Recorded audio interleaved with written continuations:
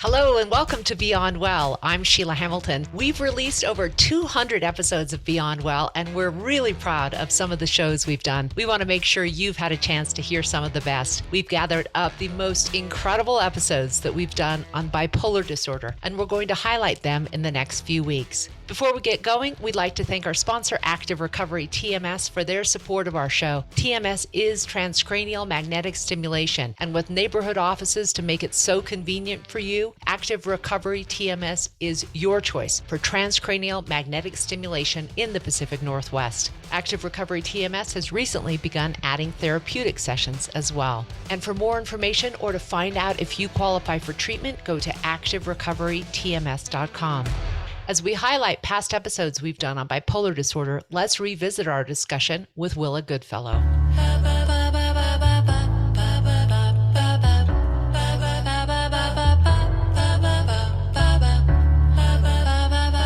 Welcome back to Beyond Well with Sheila Hamilton. This is a program for people who want to learn more about our interior lives. I have yet to read very many accounts that actually explain the detail of bipolar disorder, the mania, the fear, the palpitations, the bodily changes, the brain changes better than Willa Goodfellow's book, In Prozac Monologues. This is one of the most riveting firsthand accounts of actually living with bipolar disorder that it isn't being treated properly.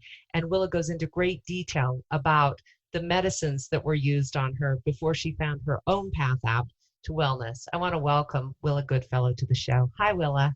Oh, hi. So pleased to be here, Sheila. I want to start first with your background as a priest, because I think this might be the first priest I've had on our program. Tell me a little about that.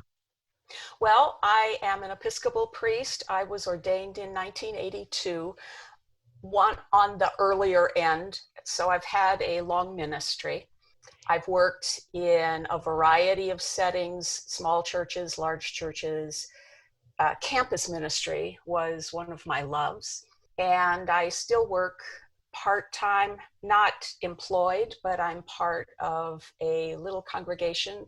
It's called Mutual Ministry, where every member is a minister. And so I am one of many, one of the ordained ones, and preach about once a month.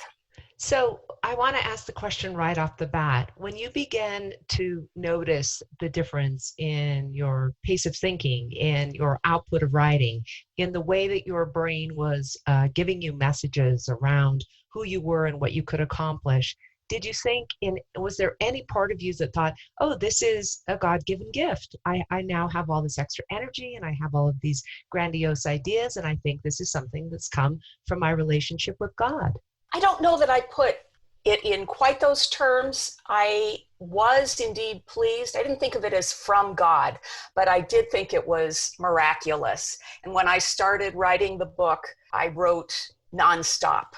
And I couldn't stop because I thought of it as something that was temporary. Something like that had never happened to me in quite that way. And I needed to get all of these thoughts down just as quickly as I could because I had a feeling that they were fading.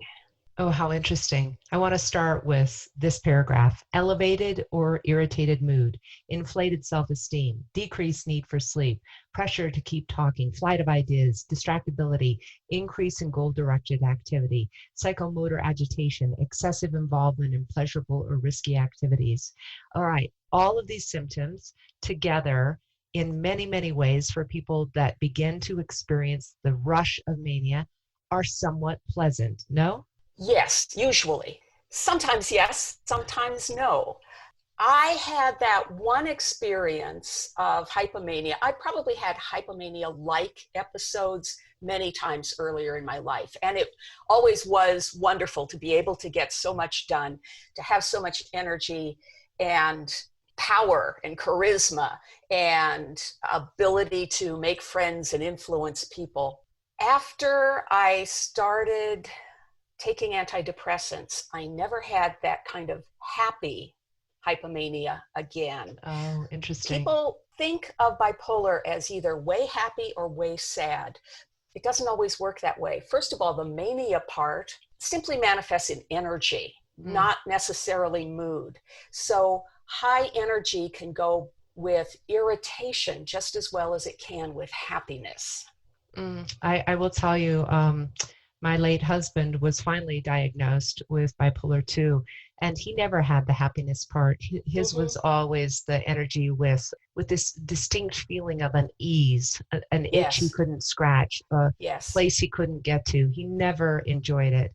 And I know that a lot of people who listening who also struggle with bipolar disorder are shaking their heads, yes. You know, that it's often in the media portrayed as just this wonderful period where you're spending and you're having lots of sex and it's so great. But for many, many people, it just feels like, you know, Dante's 10th circle of hell. So it's horrible. If that's combined with depressive mood as well, what's called a mixed episode, it really is a deadly combination when you not only feel like you don't want to go on living, but you have the energy to do something about it. I want to talk, Willa, if we could, about what happened when you were put on antidepressants, because my understanding is that most practitioners, at least psychologists and psychiatrists, are now aware that antidepressants are very, very dangerous for people with bipolar. So talk to us about why it was that people couldn't tell that you had bipolar disorder, because I think that's very common. And then indeed what happened in your body when you began taking Prozac. Well, it is very common because, and especially with bipolar 2, people with bipolar 2 experience depression 40 times more than we experience hypomania. So we don't go to the doc when, oh my gosh, I'm writing a book. Oh my gosh, I've gotten all this work done. I've got 7 different projects going on. I don't have time to go to the doc, but why would I go? Why would I complain about that?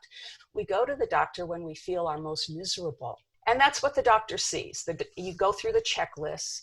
I was diagnosed major depression, and I was convinced for many years that I had major depression because all of my symptoms fit, and that was the major part of my life. The other thing, most doctors will do a minimal screen. Now I'm talking about family practitioners. Those psychiatrists miss this diagnosis just as often as family practitioners do, because they'll ask, have you ever had these other symptoms of mania? When you feel, this is true for everybody, when you feel miserable, you have a really hard time remembering good times.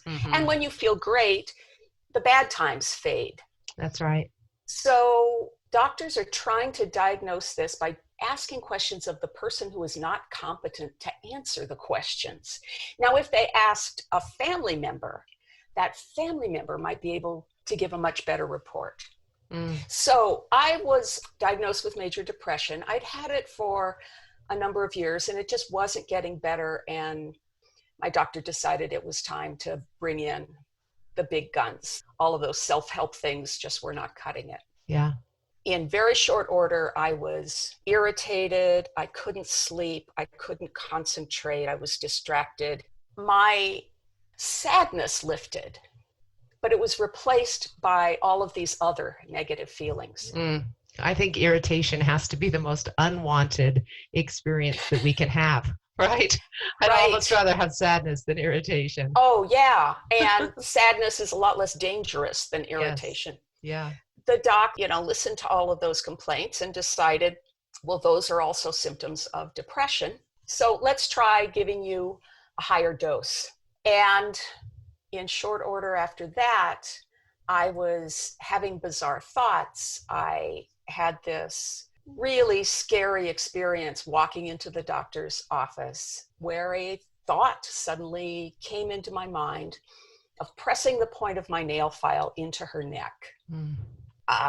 This was very uncomfortable. Yeah, I can imagine, especially as a priest, a person who believes in actually honoring others' lives, Oh, well, I don't know that my priesthood really came into it. I imagine nobody would be comfortable with that thought. But in addition to that, I had a lot of other feelings that I didn't even know how to name. Now I know the names because 15 years later, I finally took that story to the therapist I have now, and I said, give me your most clinical language. So the language was depersonalization, derealization, trouble with reality testing, paranoia, and rehearsal, suicide rehearsal. Now that one was really intriguing to me because many years ago, a psychiatrist had asked if I had ever rehearsed my suicide. And I had in mind Harold and Maude, and that's not what she meant. Right. She meant things like trying out different aspects of it, testing the method, as it were. There's another barrier, is the doctors use language that we don't even understand. But anyway, I did not tell my doc that I had thought about pressing a nail file into her neck. And again, we raised the dose. I finally went off Prozac for another reason entirely. It gave me diarrhea. So I was just barely off of it when I went to Costa Rica. And then this book happened. I had been trying to cope with that thought, and already I'm calling it a thought. It was a whole experience, but I just put a frame around it and I said, it's a thought. And I started writing a comedy routine. I figured that was the way I could manage it, was to figure out what I could laugh at about it. So I wrote a monologue, but once I started, I couldn't stop. And in short order, over the course of 7 days, I had 7 monologues. I will tell you, one of the experiences of reading it is that you haven't had an editor go back in and shorten the sentences and make them appear to be more deliberate, thoughtful, ponderous. Mm-hmm. You are in the mind of a person who is having an extreme experience, which I really appreciate, Willa. It's a very, I think it'd be a fascinating read for other people who have had similar instances of bipolar disorder, where they are having these pressure thoughts and the ability, because the run-on sentences and what's happening in your life and how you're making these connections is exactly what it's like to yes. sit down with someone in this state. So congratulations for not cleaning it up, as you will. Really actually, I did somewhat, but I did it carefully because I wanted to preserve exactly that. Yeah. And some people find it disconcerting. People who have experience with bipolar or a family member with bipolar say exactly what you said. That's what it's like. It's up here inside the head of somebody who's going through something. And you don't often get it represented on the page. We've had our experiences as family members speaking to someone, but I don't have my recorder out to capture it, to play back to someone. So I would suggest people buy this book and actually read it with their loved one and see, compare, look at whether or not their experiences are the same. I was so struck, Willa, that you kept on this, that you didn't just give up after that terrible experience with Prozac, that you kept attempting to try to figure out what might work. So talk to us about what came next. Well, that's what they tell you. It takes a while to find the right antidepressant. You have to keep trying. They don't tell you that if you've tried 3 times, then the chances are remote that you're going to find an antidepressant. And in fact, after 2 times, you need to start looking at your diagnosis again. I tried 6. And my psychiatrist wanted to try me on a 7th when I refused. So I went for a few years off the ranch without a psychiatrist, and eventually found somebody else who was more cautious. In the meantime, I had this random encounter on an airplane.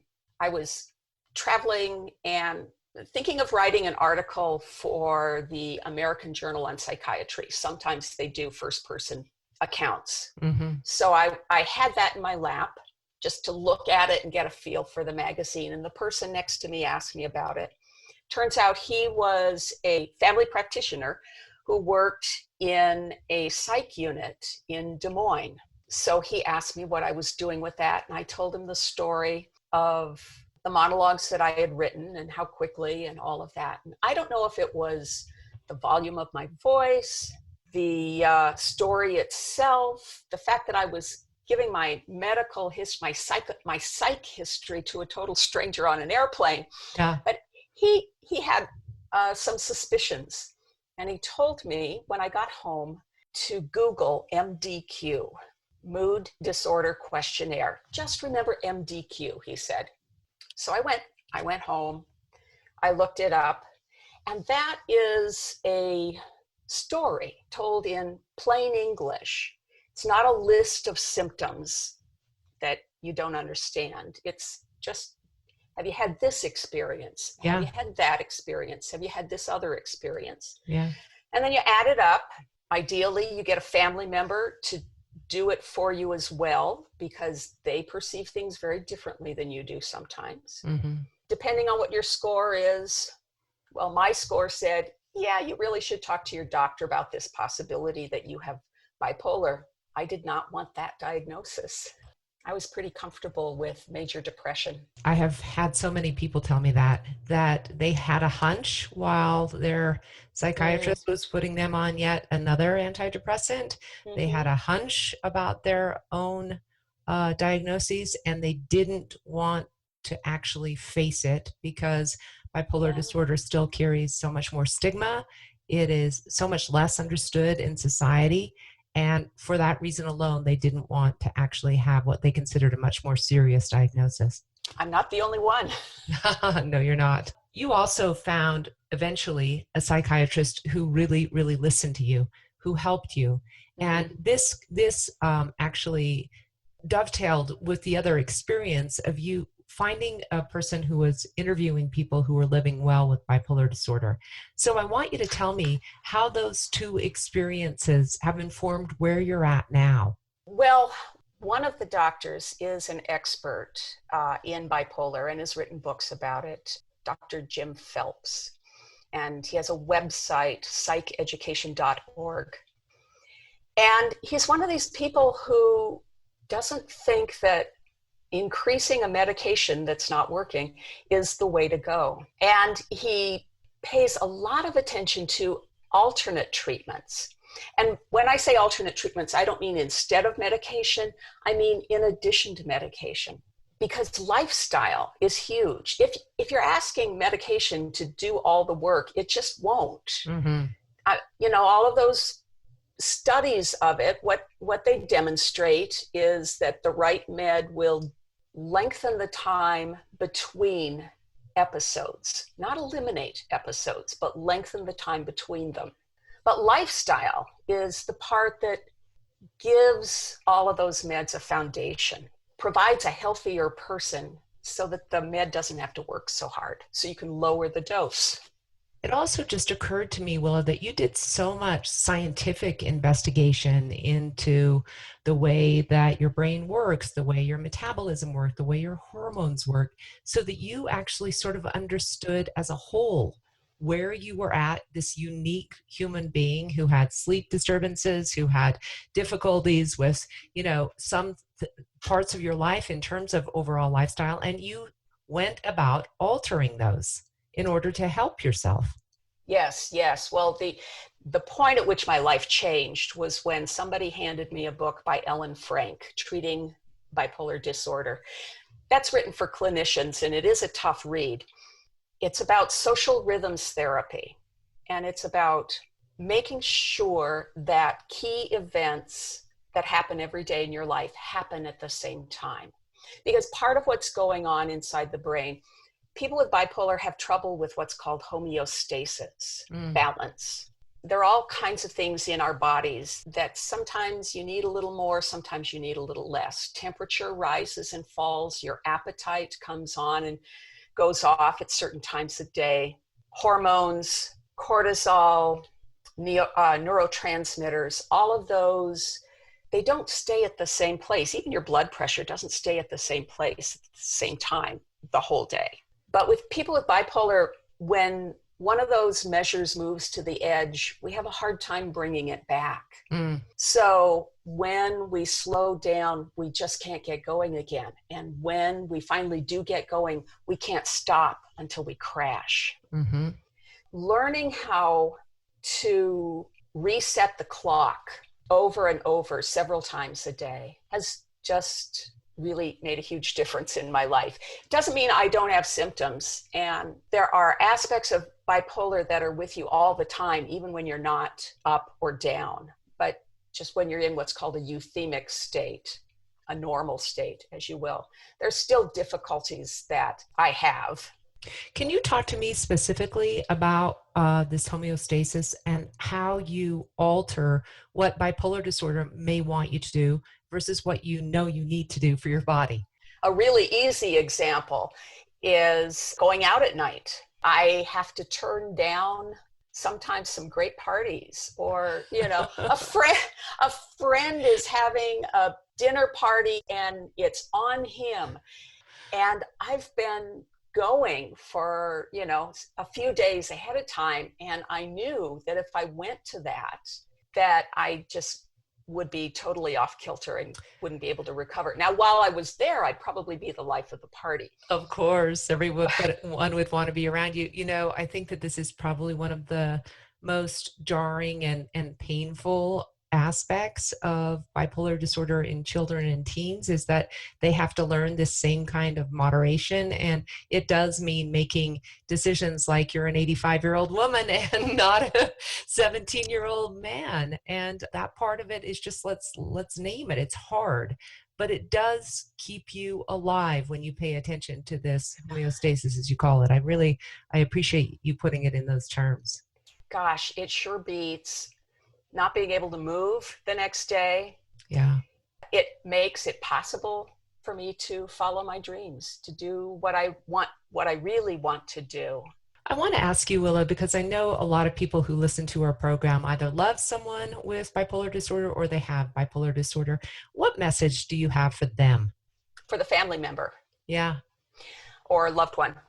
You're in probably the best position to know when it's happening, to know that something's off. If your loved one hasn't been diagnosed yet, you probably pick up on the signs much more quickly than the person themselves. I mean, I knew in Costa Rica that something extraordinary was happening to me. My wife knew that something scary was happening to me. Mm. We both told that story to my psychiatrist. I did first, and the psychiatrist just thought, well, no, I don't think that's it. I don't think you have bipolar. But then my wife came in and she described the same event, and the doc said, oh, okay, yes.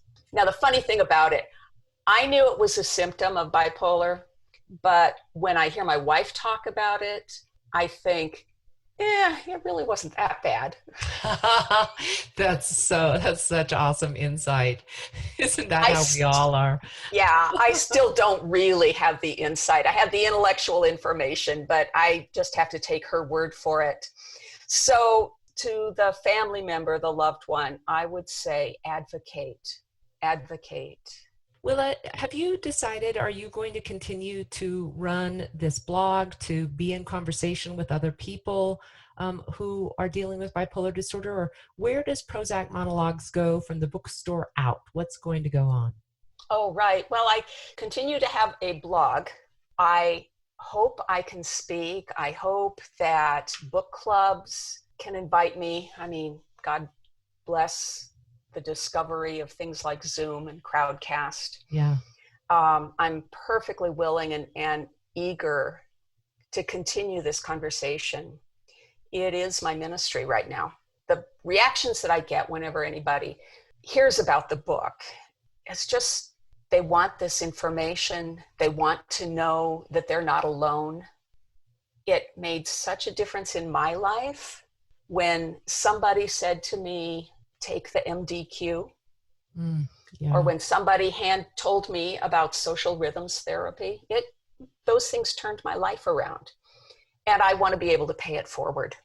I love this book so much, Willa. It's going to stay with me for so long, and I'm highly recommending it for anyone who even suspects that maybe their diagnosis is off, that they're having the same kind of reaction to antidepressants that you did. And to learn firsthand from your account was just a lovely, beautiful, intimate experience. Willa Goodfellow, thank you so much. Can you just briefly tell us where Prozac Monologues is available? You can order it from your local bookstore, and I sure do encourage you to do so. It's available also at Amazon and Barnes and Noble, but just wherever books are ordered. It's in general circulation. It's also on Kindle. I want to just continue to stay in touch with you, Willa, and wish you all good health, because it's been a remarkable thing to get to know you and your journey through this book. And now I feel like I know you really, really well. The book is hilarious and insightful and so tender and, God, honest. I really, really loved it, Willa. Thank you so much. Thank you. That's our program for today. If you love Beyond Well and you're listening routinely, please give us a thumbs up on Google or Apple or wherever it is you listen. Make it a wonderful day. And that was the show. Thanks for your support of Beyond Well. If you like what you hear, please give us a review on Apple Podcasts and spread the word to your friends. If you want to reach me individually, you can always reach out at Sheila@Beyond Well Media. And I hope you make it a great day. Fora Health is a nonprofit alcohol and drug treatment center in Portland, Oregon that has been helping youth, adults, and families for nearly 50 years. They offer compassionate, comprehensive, and affordable care for everyone, regardless of background, orientation, or ability to pay. Fora recently opened a new state-of-the-art campus in Portland's Southeast Gateway District, and the entire campus is healing and supportive. You can find out more about their full array of evidence-based therapies for drug and alcohol treatment at www.forahealth.org. If you or a loved one needs support, there are many options and personalized approaches to care. Reach out to Fora Health at 503-535-1151 or see the show notes for more details.